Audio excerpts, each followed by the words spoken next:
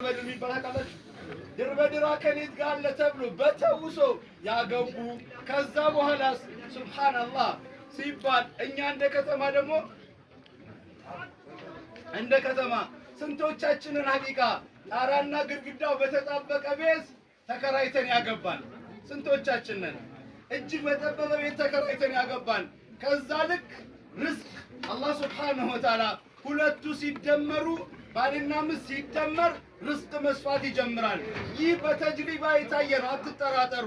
ስታረግዝ ሚስትህ ትላንትና ልታገባ ስትል ከደላላ ምን እያልክ ትዞር ነበረ? እንደው ከተቻለ ሁለት ክፍል ቤት ካልሆነስ አንድ ክፍል ሆኖ በመጋረጃ የሚካፈል ብለን የዞርን ስንቶቻችን ነን? ከዛስ ልክ የመጀመሪያ አርግዛ የ4 ወር የ5 ወር እርጉዝ ስትሆን ደግሞ አሁንም ከደላላ ጋር መዞር ይጀምራል። ምን ብሎ ግቢ ለብቻዬ። ከዛስ የሁለተኛ ደግሞ ሊወለድለት ሲል አሁንም ከደላላ ጋር መዞር ይጀምራል። ምን እያለ እስኪ ገነን ያላለ መካከለኛ የሆነ ራሴ የምችልበት ራሴ ቁልፉን ሚይዘው ከፍቼ የምገባው የራሴ የሚባል ቤት። ሱብሃንአላህ። ለምንድን ነው ይሄ የሚሆነው?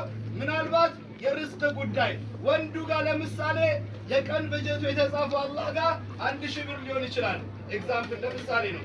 ሙምኪን የምትመጣው ሚስቱ ደግሞ የቀን በጀቱ አላህ ጋር የተጻፈው 4000 ብር ሊሆን ይችላል። ልክ ኒካህ ካሰረበት ጊዜ ጀምሮ የሥራ በር ፈታ ርዝቁ ሰፋ ማለት ይጀምራል። ከዛስ ልጅ ይመጣል። ልጅ ሲረገዝ ደግሞ የልጁ የቀን በጀት ደግሞ 10000 ብር ሊሆን ይችላል አላህ ጋር። ልክ 4 ወር ሞልቶ ሩህ ሲነፋበት ርዝቅ መመገብ ይጀምራል። የዛኔ የልጁ የቀን በጀት 10000 ብር ሊሆን ይችላል። የአባት 1000 ነበረ ፕላስ የሚስት 4000 ፕላስ የባል 10000 ሲደመር ስንት ሆነ?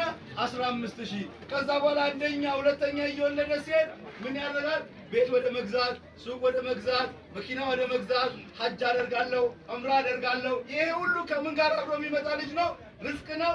ከልጅ ከሚስት እያለ የሚመጣ ነው። ኢዘን አንድ ሙስሊም ከድህነት ነፃ መውጣት የፈለገ ሰው ማግባት አለበት።